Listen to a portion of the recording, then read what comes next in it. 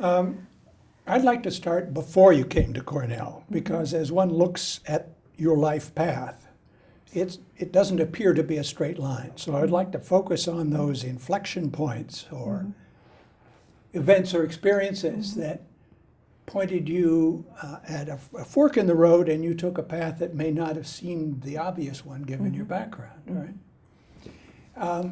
So you started out, your first university degree was in German studies. Yes, At some point, you worked in the OECD library. I wonder if that glimpse of library was at all involved in your ultimate career choice? Well, I would like to say yes, because that would make it kind of consistent, but I'm not sure, because I was just doing serials, checking, helping out. It was a summer job for me as a student. So I just happened, it was nice because it was an international organization, but I cannot really say in truthfulness. So what attracted me to librarianship came later, and it was more by accident. So, I studied German because at the time, I wanted to be an interpreter in the European Union. So then I switched to law, and I thought I would be a legal interpreter. But then I studied in Germany, and I met the person who became my husband, Stuart Pazewski, and he was American, so we met in Germany, so our first language was German. But then he went back to Colorado, I went back to Paris, and then we kind of kept in touch even though there was no internet.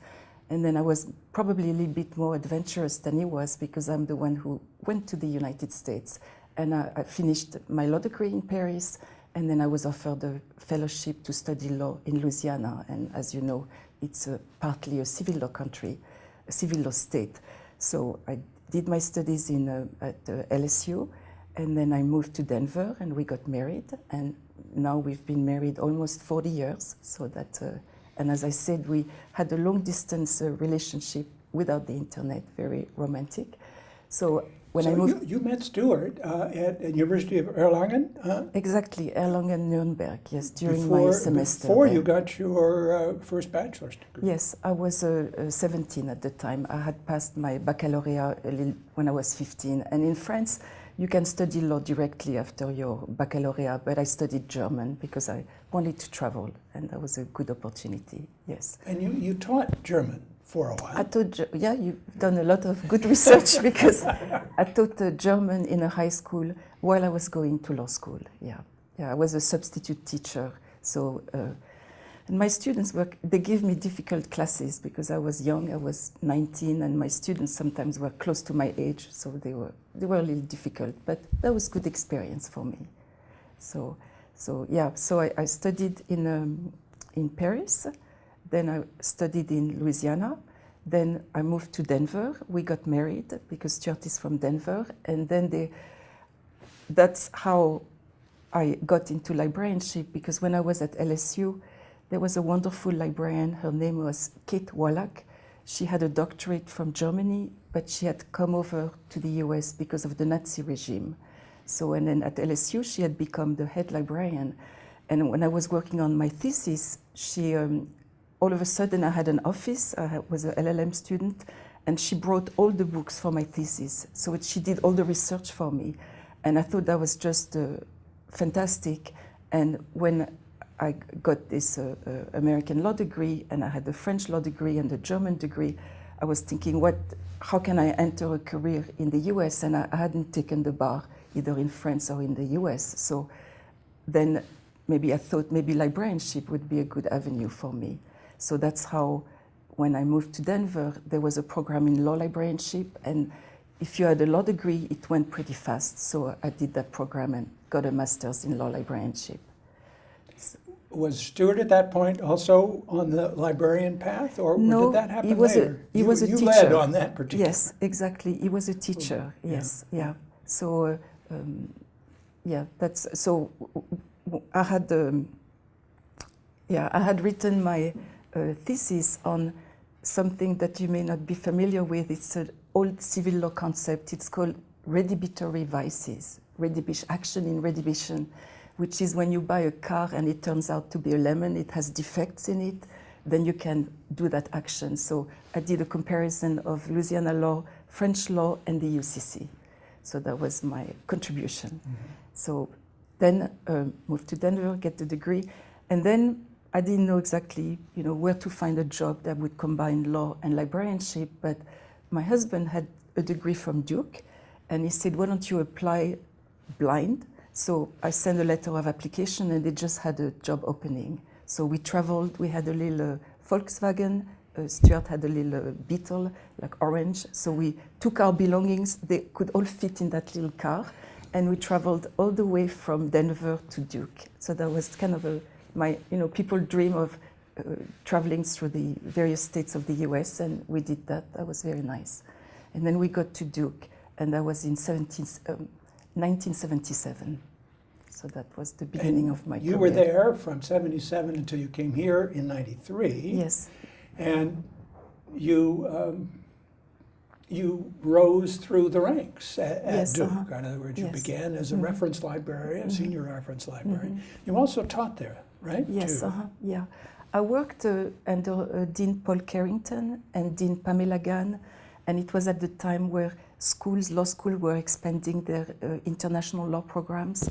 So I started teaching, and they could see that I had both law degrees, from France, from the US, language capabilities because I knew German. So they asked me to teach. I started a course in international and foreign law research, but I also started tutoring international students in the basics of American law. And I even taught a course in comparative law. And so you see, that was always what I've done in my job. I've combined being a librarian and being a comparative law scholar. So I think that has been kind of a good combination for me and for my career and for the schools I've worked for. Duke built its foreign student involvement during that period of time, did it? In other words, so it was scaling up the number of foreign students that it and what had happened is former President Nixon, Richard Nixon, is a law graduate. And what he had done, I know he had some problems as president, but he did open up the US to China. And one of his things was to maybe establish some fellowships to have Chinese students come to Duke. So we had, and Duke was one of the first schools to have Chinese students trained. And one of them actually is now very big in the stock exchange. And his wife, then he got a divorce, but his wife babysat our son. So I did have lots of exposure to the international students, yes, at that time. And I would teach them too, yeah. As you say, your career involved continuing your exploration of comparative law as well as being a librarian. Was Duke a good place to be doing that at the time? Yes, it was. And I had we had a great friend, Professor Kazimierz Czybowski, who was a Polish judge and who had also come to the US because of the war, worked at the Library of Congress and was a comparative law teacher and a scholar, and he took us under his wing. So we had great personal friendly relationships, and he also helped a lot. I did comparative law research for him, and so there were several professors who did international and comparative law, and the master's degree, the LLM program, was developing at the time. Yeah, Duke was a great place. Yeah, it's also the place where I wrote a book, and it's funny because now people write a book because they want to go for tenure, and I think maybe my generation, students or young people are more career-oriented, like they know where they want to go. But for me, and I think my husband too, it was more like we did whatever we thought was interesting. So I didn't work toward tenure because we didn't really have, it was not a requirement. But somehow I felt that there was a need for American lawyers to know how to proceed when they were confronted with a problem, either a service of process abroad or transnational litigation, or how do I know about the copyright in Japan? So what I proceeded to do was to write a book that took the whole of international and foreign law and put it into different categories, and then give pointers like methodology on how to go about it, where to find the fundamentals. So it was kind of a guide, more than a bibliography, but some bibliographic elements. And a guide for a U.S. attorney who confronted this transnational element. Yes, and it's still, I published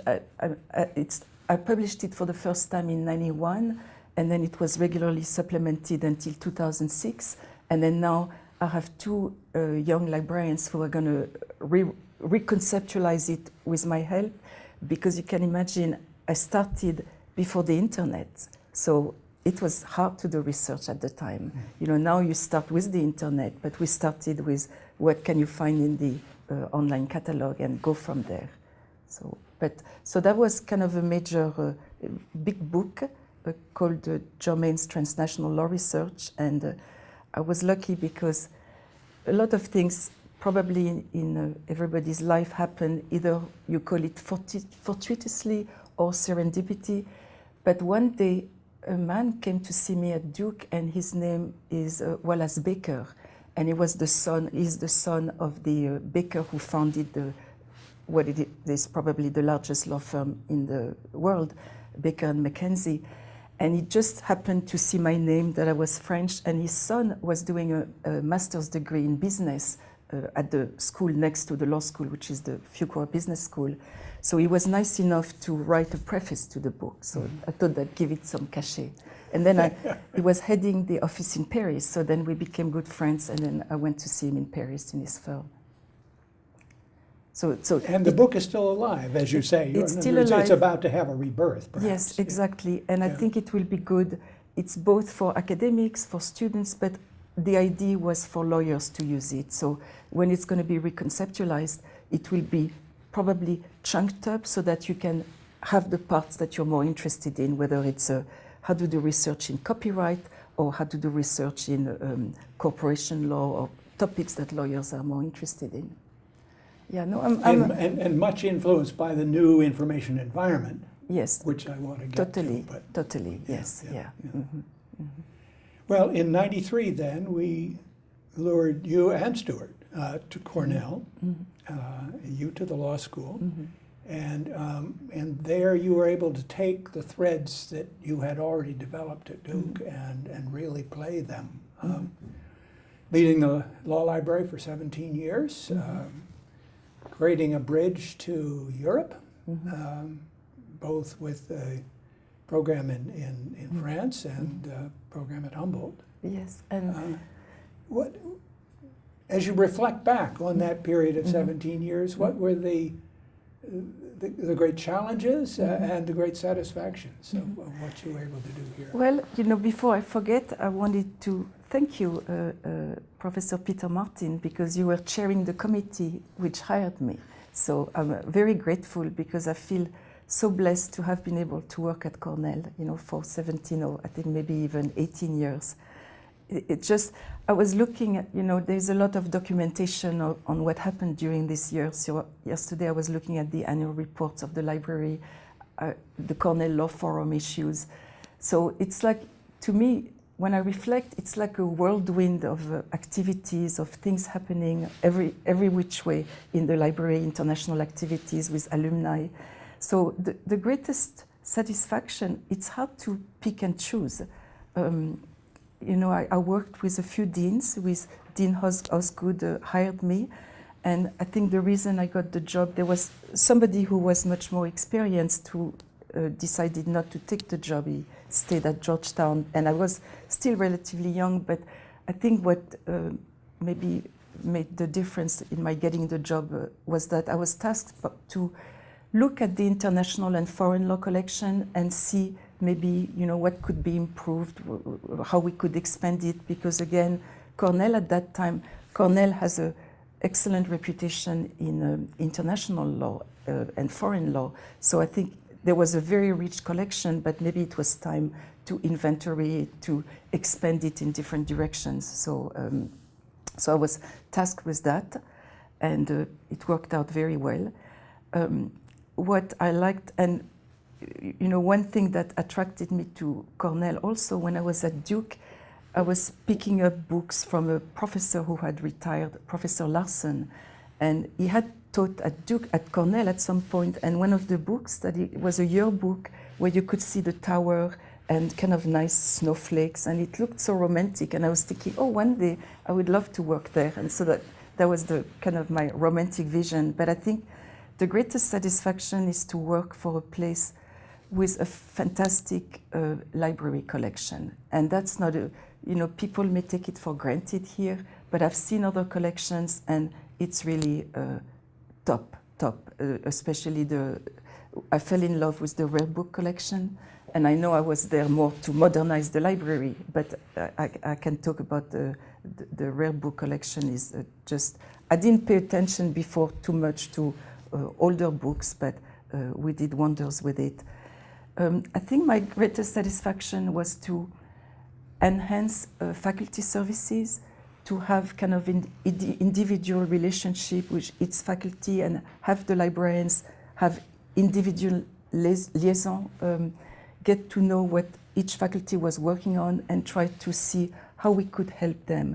And when we interviewed prospective candidates, I gave them a tour of the law school and I said, with the librarians, we're going to try to meet your needs, but also anticipate what you may not even know you don't know, because our expertise is information.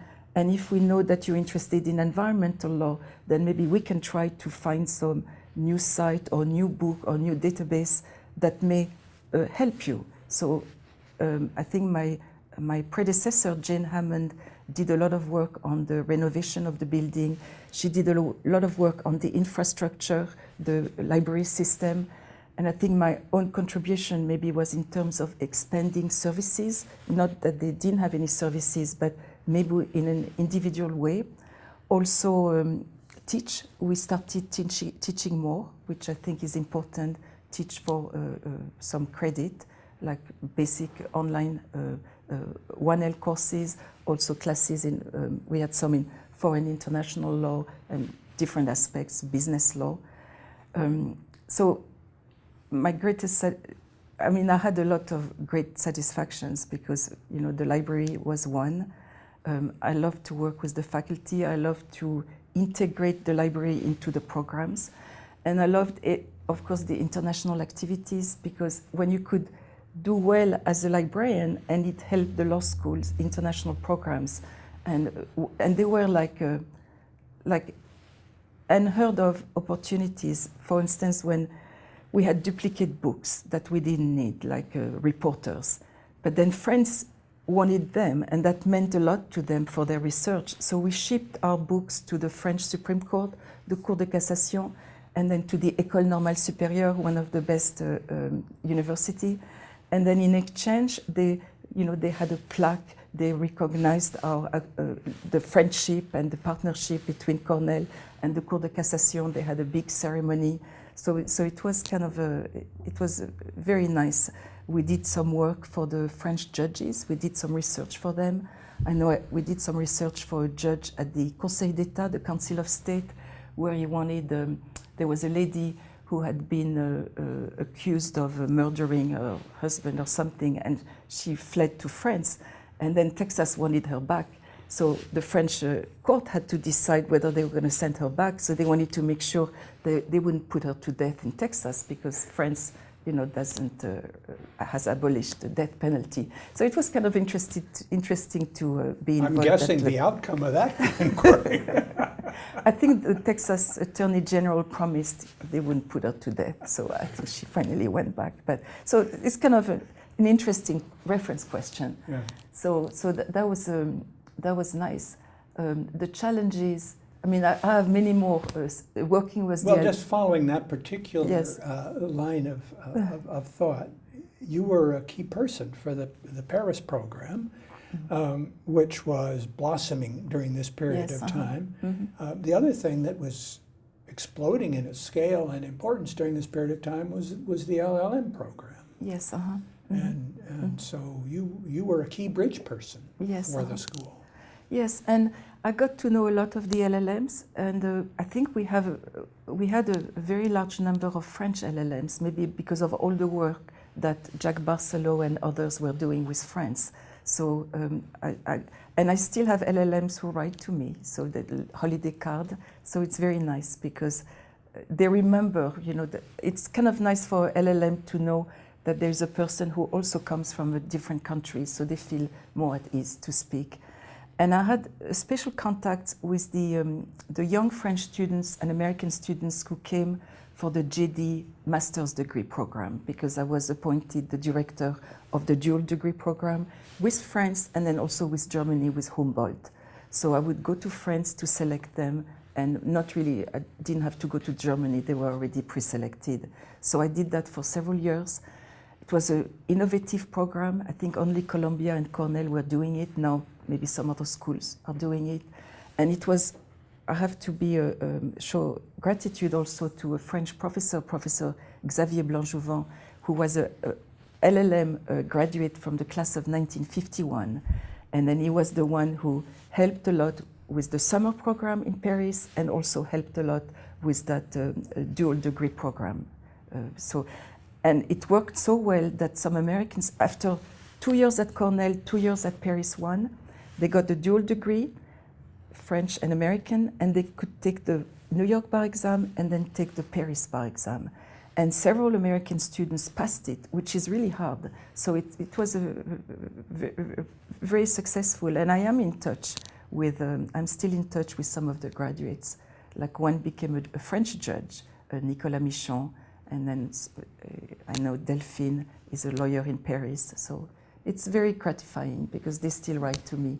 So it's very nice. Because of this bridge role, you were recognized by the country of your birth. Mm-hmm. You are a chevalier. Yes, yes. And can you talk about that? I see that you're wearing the emblem. You can see that, but it's really funny because in the US one time they took an official photograph and they said, and they removed it because the photographer said, I think it's in the way.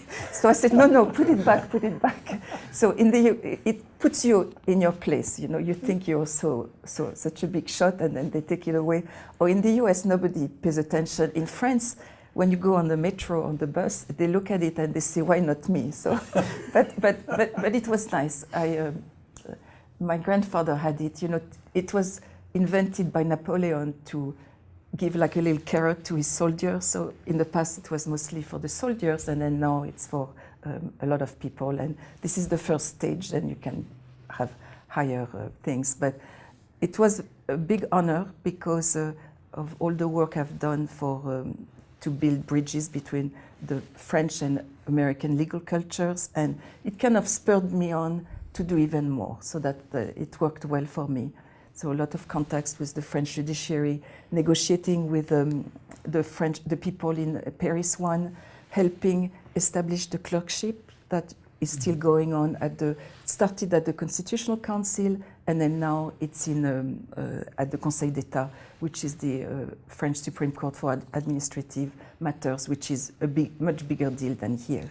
So that was very gratifying. And one person who probably was influential were two people. One is Sir Basil Marchesini, who is an English professor who came to teach here and a great friend of our law school. And the other one is a French justice, Mr. Guy Canivet, who was the Chief Justice of the French Supreme Court for civil and criminal matters, the Cour de Cassation. And then he was moved to the Constitutional Council. And he came here to Cornell. You know, we invited him, and then I had him at the University of Florida just a few weeks ago. He came to give a lecture. So those are kind of great bridges. And one thing that may not be so well known here is that we may be the only law school with actually not one Legion of Honor person, and not two, but three, because Kevin Clermont received it and Jacques Barcelot received it. So I think it's kind of nice, the cordial friendship and relationship between Cornell and France. So I don't see them wearing their badge of honor. Yeah. But as you say, I don't see them in Paris, so maybe yes, that's where they should wear it. Yes, yeah. So those were great. It could only have happened here because Cornell gives everybody and gave me opportunities that I wouldn't have had in any other place. So I feel blessed. During your 17 or 18 years here, disruptive change was happening in the field of information science or and law, legal information. Yes, yes. I'd like to reflect a bit on that and the challenges it posed for you then and continued Yes. to Yeah, well, pose for the field. people say it's a revolution. So is it a revolution or is it an evolution? I think it has both aspects. I think during my tenure, we started canceling print materials, but not to the extent that we are doing now, because we were waiting to have more stable environments. And so it was a time of transition. We put all the materials online, so everything was the online catalog. Databases started flourishing. We did work, I think LI kind of led the way, and really a lot of people knew Cornell Law School because of LI. So LI really put Cornell Law School on the world map. And somehow it inspired us in the library. So we did things that were more appropriate for a library. Like at the time, universities were helping organizations, national and international, to maybe start websites to put their materials on, and then they had the strength to do it themselves. But we had contacts with the International Court of Justice in The Hague, with the ILO because of the relationships from ILR, the school here, Industrial and Labor Relations. So we had some help from the law school and from the university, and we created mirror sites for their website. First we had a website for the ICJ, then they did their own, and we created mirror sites for the ICJ and the ILO, because at the time it was kind of a relay. It was helpful. If they get too many hits, they get so it, now it's not so important anymore. But at the time, it made a difference. So we engaged in that. I know we had Sasha Skanderia, who was a refugee from Bosnia, and he had a PhD in informatics, and he created different websites for us. I was talking with Professor Ndulo yesterday, and he reminded me that Sasha created a website for the Zambia Legal Institute, and I think maybe not the LI, I think some kind of he designed something else. And then I know LI has a big website for Zambia now. So we did how did we change? So, at the time when I was there, I still thought that, maybe to be a flagship library, you needed to be a repository of print materials, so that the other little libraries, maybe they could throw theirs away and we would keep them. At the time also, the research methods or the habits of professors, they were still holding on to the print. I think this has changed so much now that it's the right time to cancel. I don't even think it's necessary to hold on to print journals, because if you have a stable system like the Hein Publishing Company, you can pretty much trust that they will continue or be sold to a commercial enterprise, or you can hope that the law journals are going to be more open access, and then you can get access to them that way. So things have changed. But during my tenure, actually, we did help Hein. The Hein Publishing Company is located in Buffalo, and we helped them, Cornell, IT, and the law school library, we helped them when they started Hein Online.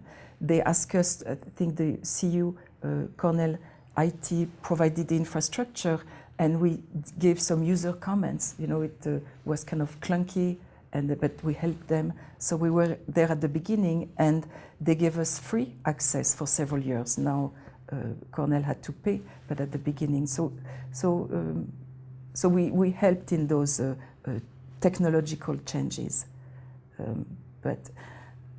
And then we did something at my, we did something at my, when I was the president of ALL, about authentication, because as librarians, the big worry was the states are stopping publishing their materials in print, and they're going to go online, and they're going to say the official publication is the online version. And that online version was only in Word. And actually in Florida right now, it's only the Florida Administrative Register and Code. It's only in Word, and it's the official version. They stop print. It's not even in PDF. So as a community, we librarians, we said, well, it has to be more authenticated. If you don't have any print, you have to have a digital signature. You know, you may say, well, Lexis and Westlaw, they're good enough, but from a guardian of the official word for the ages, you want a little more security.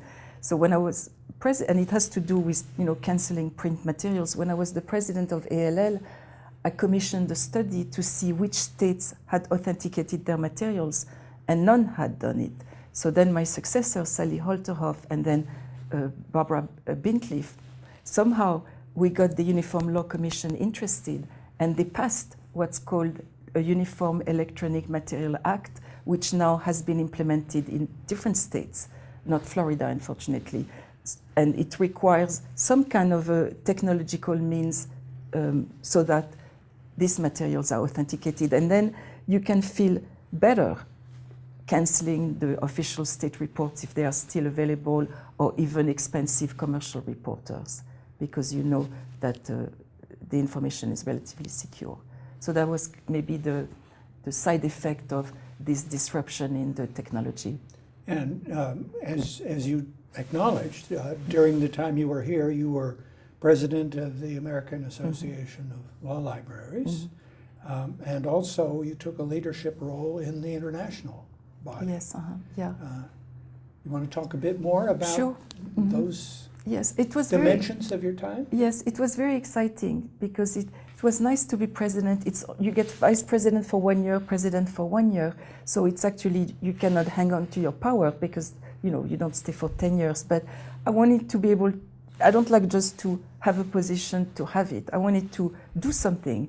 So we did the authentication and it was wonderful. And we also did the something about legal research. We had a big meeting at the National Conference for State Bar Examination. I don't remember the title, but Erika Moser is the president. And we talked about the testing of legal research competency. And she said it was not a question of if, but when, because they have to develop thousands of questions to standardize it. But she said that one day there will be a test of legal research competency on the bar exam. And that will certainly help increase the importance of legal research as a subject for students. Because what happens, it happened here, it happened in Florida. The lawyers, when they see the young graduates, they don't really know how to do research unless they have a formal course in legal research methodology, because in the digital world, it's so much more complicated. You know, everything looks the same, whether it's the black letter of the law or the commentary or an excerpt from a case. You know, sometimes they don't know what's what. So those were the two things that I remember from my presidency. It was, the big meeting was in St. Louis, Missouri, and I invited all my French friends. I had a French judge who came.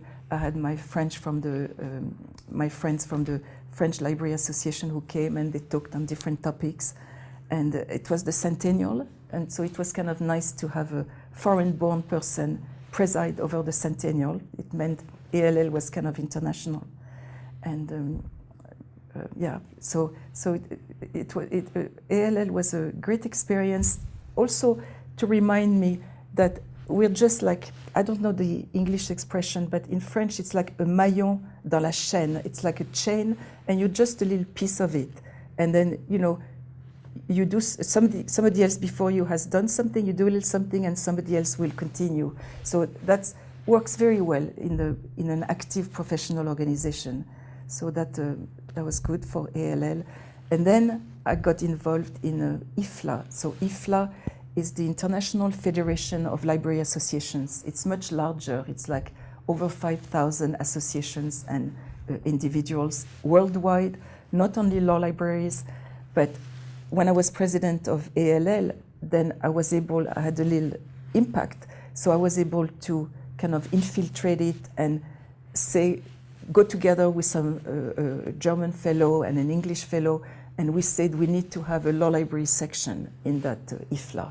And then we started that So that law happened. library That section, and happened. it happened. That's Yeah. your initiative. Yes. Yeah. So I was not the only one. I'm never the only one, but it started, and then we took kind of the authentication at the international level, because, you know, some people, like in Norway, they said, they're very smug. They said, we don't need authentication because we trust our people.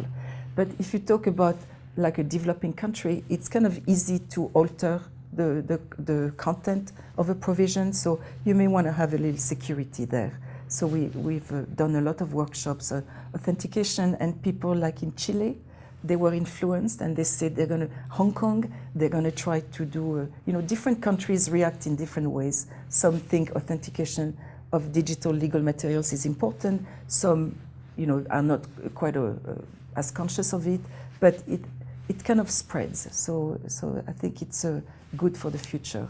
So that was also a very satisfying experience. And now, what is even better, I've ended my term, my 5 years or so, and I can see like it's blossoming. Other people are taking off and they're doing their own thing. So it's kind of nice to see that.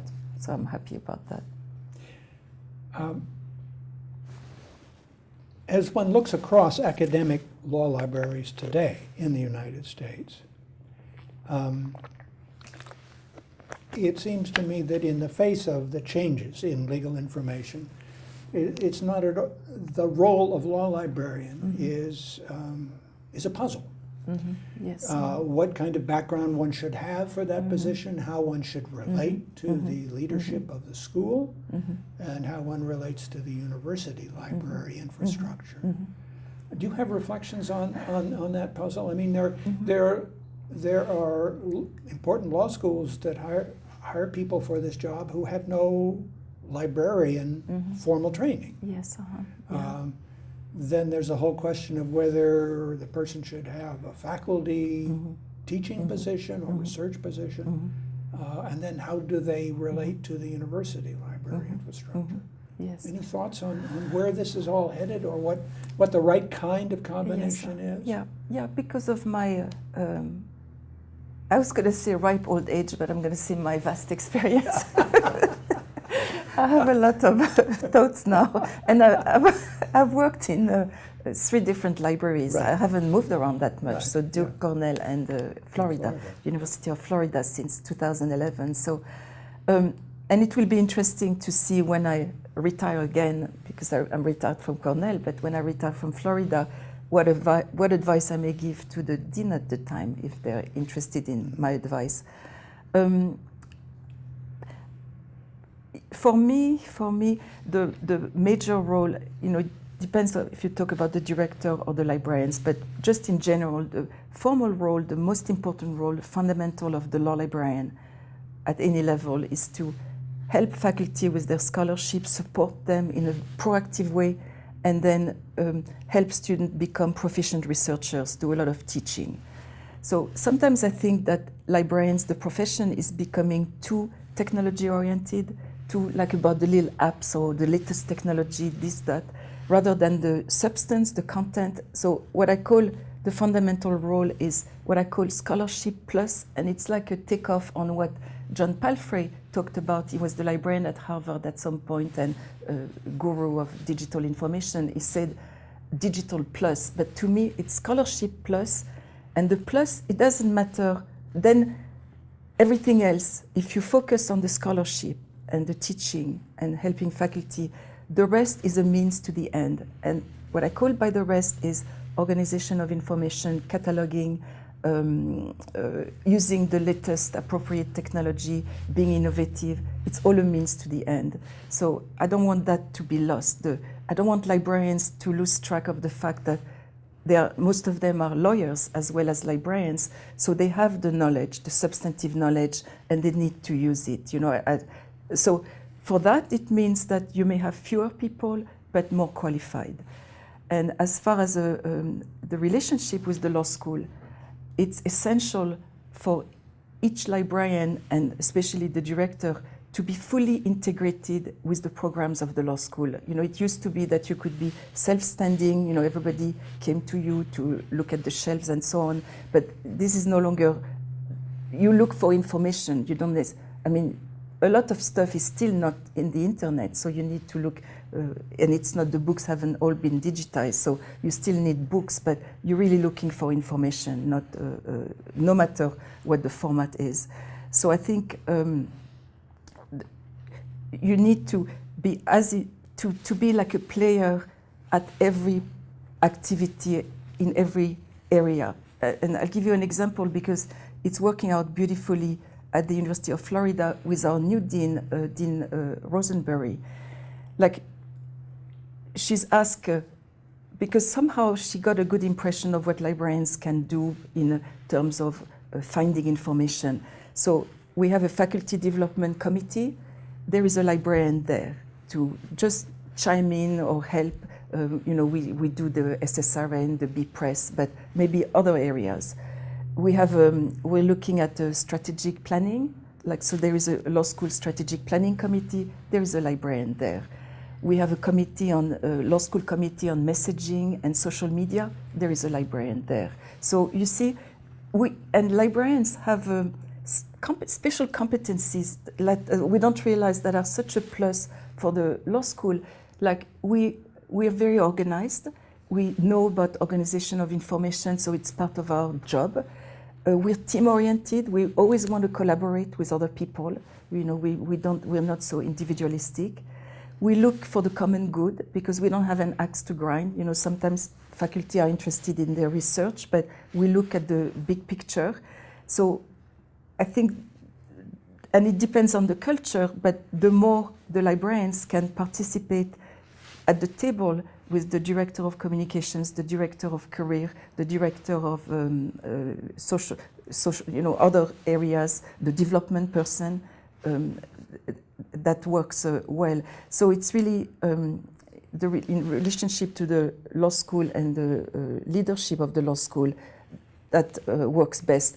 For the director, it's essential to be part of the senior leadership team, otherwise you're not at the table. Whether the librarian, the director should have faculty status, I think it depends if they deserve it or not. Have they published? Have they written books, articles? Are they capable of? Do they want to? You know, I just did an ABA inspection at a school where the librarian could very well do it if they wanted to, but they decided that they don't want to work so hard. They were offered either, do you want a tenure track appointment or a lecturer with 5-year renewable contract? And the person said, I prefer, they could have both. They could have either, but they said, I prefer that. Now, for myself, I would always want to be a full faculty member because you are at the table, you're respected. But I think it may vary and it may not be necessary. I think you have more influence and impact. You're seen more as a peer if you're a full faculty. But as you say, some schools have decided that they prefer to have a senior administrator, an associate dean, rather than a full professor. And it's actually quite challenging to do both, to work for tenure and also to be a full-time librarian, because it's, you know, you talked about satisfaction, but it's also, there are challenges. So it's a full-time occupation, especially the management of people. They say management would be easy if it were not for the people. Now, you left Cornell for the University of Florida. You'd been at 2 fine private schools. You went to a fine public institution. And I'm assuming that made a difference. In other words, that you've encountered some issues and some constituencies at the University of Florida that you didn't have here. Am I right about that? Would you talk a bit about the fresh perspective that this job in Florida has given you? Yeah, well, the University of Florida is a much larger school, so you have more students. It's a state school. It's not in a big urban center, so we don't need any security guards. So as far as people coming off the street, there are not that many. So it's not so different in that regard. It's maybe I'm going to talk about something silly, but there are fewer food events because the state cracks down more on spending money on food. So, so less free food for faculty. But more football. More football, yes. I haven't seen too many differences, though. You know, it's a large campus, the College of Law, but you know, it's a nice place. It's a Spanish moss. The students have taught. I taught a seminar in French law, and the students were as bright as. Of course, they are self-selected because you know they're interested. But they were as bright as the Cornell students. Maybe a difference is that under Dean Jerry, who is the dean who hired me, and now under Dean Rosenberry, the school is really trying hard to move up in the rankings. So I think that was one of the reasons I wanted to go, to try to contribute. It's kind of uplifting when, you know, people are using the team spirit and trying to do even better. So it's a little hard because they have a larger student body, so it's hard for the student-faculty ratio. So. And there are resource constraints of a state institution these days. Yes, that's right. Yeah, we may not get as many raises. Yeah, but I think now, you know, I started a trend. I'm just joking because the provost here came down to become President Fox at the University of Florida.